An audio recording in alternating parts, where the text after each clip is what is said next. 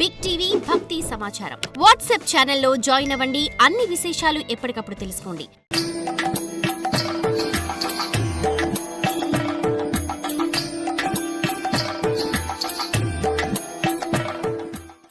హరి అనేటువంటి వాడు శత్రువు మనకు అని వీడికి మంచి విద్యాభ్యాసం కలిగించాలనే దృష్టితో చండామరకుల్ని తీసుకొచ్చి వాళ్ళకి విద్య నేర్పడానికి ఏర్పాటు చేశారు ప్రహ్లాదుడికి.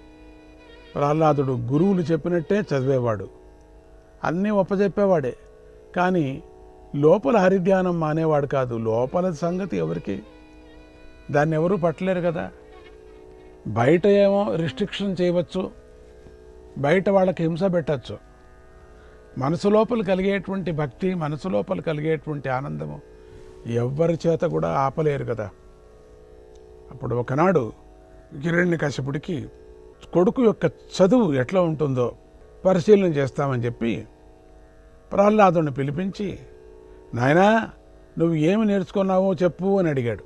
ప్రహ్లాదుడు రాక్షస రాజుకు వైరాగ్యమంతా ఉపదేశించాడు. హరిభక్తితో ఉండటమే ఉత్తమమని చెప్పాడు. ఓ రాక్షస రాజా, అసత్యాన్నే పట్టుకొని వేళ్లాడేటువంటి సంసారులు బాగుపడాలంటే పతనహేతువైన చీకటి బావి వంటిదైనటువంటి స్వగృహాన్ని వదిలి అడవికి పోయి శ్రీహరిని ఆశ్రయించడమే మంచిదని నేను భావిస్తున్నానన్నాడు.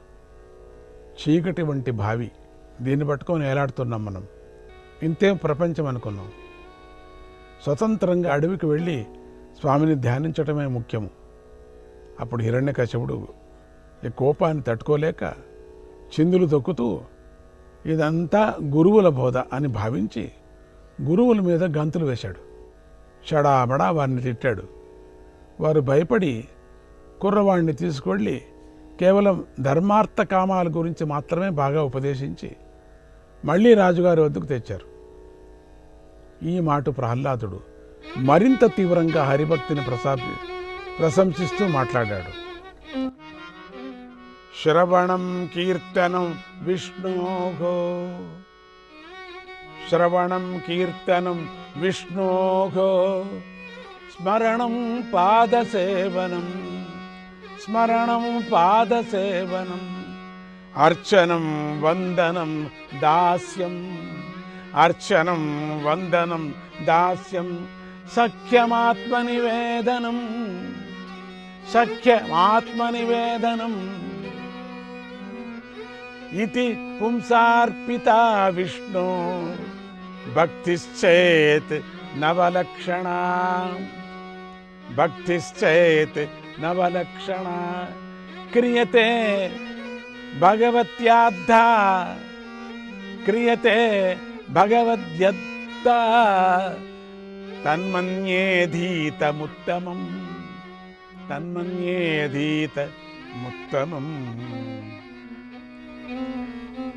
శ్రవణము కీర్తనము, స్మరణము పాదసేవ, అర్చనము వందనము, దాస్యము సఖ్యము, ఆత్మనివేదనమని ఈ 9 రకాలైన భక్తిని భగవంతుడైన విష్ణువు మీద పెట్టుకోగలిగితే అదే చదువులకు సారమని నేను భావిస్తున్నాను అని ఎంతో వినయంగా చెప్పాడు.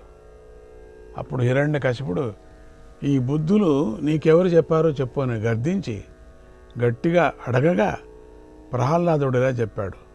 ఇల్లే తమకు వ్రతం అనుకునే వారికి, ఇంద్రియాలకు లోబడి సంసార కూపంలోకి కావాలని ప్రవేశించే వారికి, మళ్ళీ మళ్ళీ నమిలే వారికి, ఎప్పుడూ దాన్నే నములుతూ నములుతూ మళ్ళీ మళ్ళీ అదే ఒక స్నేహితులు చెప్పగా కానీ, గురువులు బోధించగా కానీ, మరింత తమవుగా కానీ విష్ణుభక్తి పుట్టనే పుట్టదు, లోపల నుంచి పుడుతుందంతే. ఎవరు చెప్పేది కాదు అది. తమ స్వార్థమే పరమ పురుషార్థమని భావించే వారికి, తాము కోరే విషయ సుఖాలను బోధించేవారే గురువులుగా కనిపిస్తారు.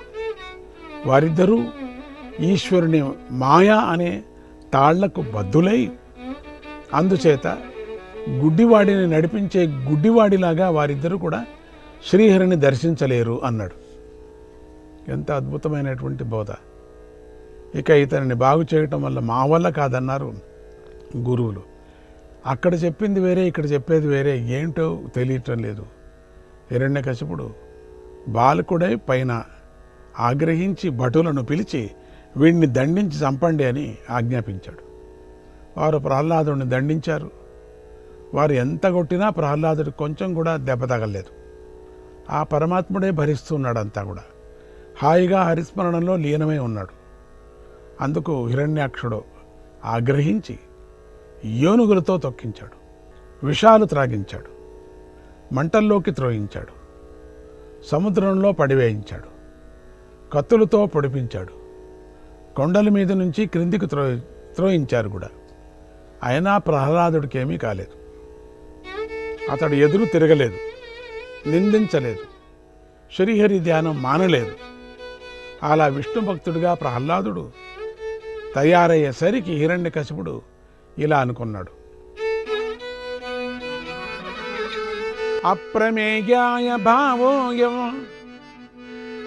అప్రమేయాను భావోయం అకుతచ్చిద్వయో మరగ అకుతచ్చిద్వయో మరగ మానమేత విరోధేన నూనమేత విరోధేన మృత్యుర్మే భవితానవ మృత్యుర్మే భవితానవ. వీడి ప్రభావం కొలవడానికి వీలు లేకుండా ఉంది. వీడికి దేనివల్ల భయమే కలగటం లేదు, పోని మరణము కలగటం లేదు. వీడితో విరోధం పెట్టుకోవటం వల్ల నాకే చావు వస్తుందేమో, ఇది ఖాయమేమో అనుకున్నాడు.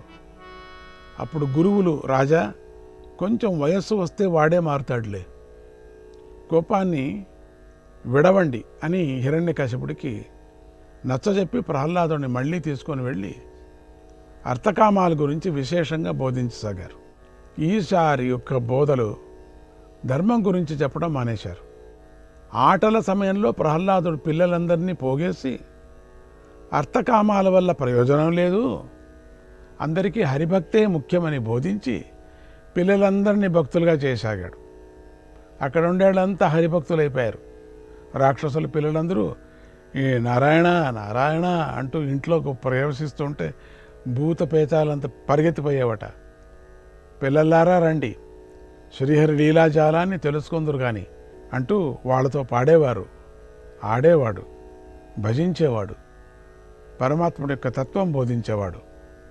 అర్థంలో కామంలో ఆసక్తి కలిగి అవే విద్యలుగా కలవారికి ఎప్పుడైనా శాంతి ఉండటం చూశామా మనం?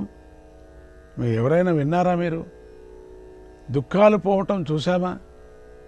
నరజన్మ ఎత్తినవాడు చిన్నప్పటి నుంచే భగవద్ధర్మాలను అభ్యాసం చేయకపోతే ఆత్మకి మిత్రుడైన విష్ణువు యొక్క సన్నిధి మనకెలా లభిస్తుంది? 100 ఏళ్ల వయస్సులో సగం నిద్ర మింగేస్తుంది కదా. 100 ఏళ్ల వయస్సులో సగం నిద్ర మింగేస్తుంది. మిగిలిన సగంలో బాల్యము, ముసలితనము, వ్యాధులు ఇక ఆక్రమించగా అజ్ఞుడు కాలం అంటే యముడు దగ్గరకు వచ్చాడని గ్రహించడు. కనుక మనకు విషయాలపై ప్రసంగం వద్దే వద్దు. అపవర్గ మోక్ష స్వరూపుడైనటువంటి నారాయణుడితోనే సంగం కలుగుగాక. నారద గురుదేవులు ఉపదేశించిన నమో నారాయణ మంత్రాన్ని జపిద్దాం. అమృత స్వరూపమైన సచ్చిదానందాన్ని పొందుదాం. ప్రహ్లాదుడు చేస్తున్న ఈ బాలబోధలను గురించి క్రమంగా గురువులకు తెలిసింది. వారు కూడా భయపడి హిరణ్యకశిపుడు వద్దకు వెళ్ళి, మహారాజా, నీ కొడుకు పిల్లలందరినీ భక్తులుగా చేసేస్తున్నాడు అని గోలబెట్టారు. ఈ రాజ్యమంతా హరిభక్తి అయిపోతుంది. అప్పుడు హిరణ్యకశిపుడు ఆగ్రహించి ప్రహ్లాదుని పిలిచి, ఓ ప్రహ్లాద, నేను ఇప్పుడే నిన్ను చంపేస్తాను, నీకు దిక్కెవరో చెప్పు అన్నాడు. ప్రహ్లాదుడు, నాకు విష్ణువే దిక్కు. ఈ రాక్షస భవనాన్ని విడిచిపెట్టి మనస్సును సమంగా భేదాలు లేకుండా ఉంచుకో. మనం జయించని మనస్సే మనకు శత్రువు, కానీ నిజానికి లోకంలో వేరే శత్రువులే లేరు. అలా మనస్సును సమంగా ఉంచుకోవటమే విష్ణువుకు అసలైన పూజ అన్నాడు ప్రహ్లాదుడు. హిరణ్యకశిపుడు, ఆ విష్ణువు నా తమ్ముణ్ణి చంపాడు, అందుకోసం నేను వాడికై ముల్లోకాలు వెతికాను, వాడెక్కడా కనిపించలేదు. కనుక వాడు లేడు, లేనివాడు నిన్నెలా రక్షిస్తాడు అన్నాడు. అప్పుడు ప్రహ్లాదు, విష్ణువు ఉన్నాడు, సర్వత్రా ఉన్నాడు. అత్రాస్తి విష్ణు కిల తత్ర నాస్తి,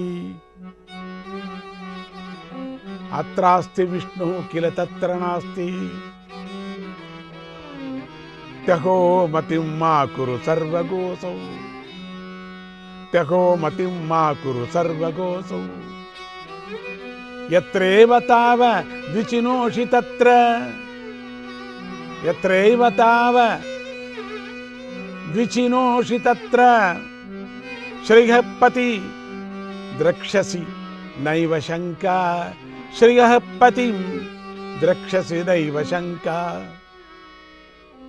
విష్ణువు ఎక్కడున్నాడు, అక్కడ లేడు, ఇక్కడ లేడు, ఇక్కడున్నాడు అక్కడ లేడు అని ఆలోచనే చేయకయ్యా. అతడు అన్ని చోట్ల ఉన్నాడు. ఎక్కడ వెతుకుతావో అక్కడే లక్ష్మీపతి చూస్తావు, ఇందులో సందేహం లేదు అన్నాడు హిరణ్యకశిపుడు. అయితే ఈ స్తంభంలో ఉన్నాడా, చూపించకపోతే నీ శిరస్సు నేను ఛేదిస్తానంటూ పక్కనే ఉన్న ఆ స్తంభాన్ని గట్టిగా గుద్దాడు. వెంటనే ఆ స్తంభం నిలువుగా చీలి అందులోంచి సగం నరుడు సగం సింహము అయినటువంటి నరసింహమూర్తి ప్రకటమయ్యాడు.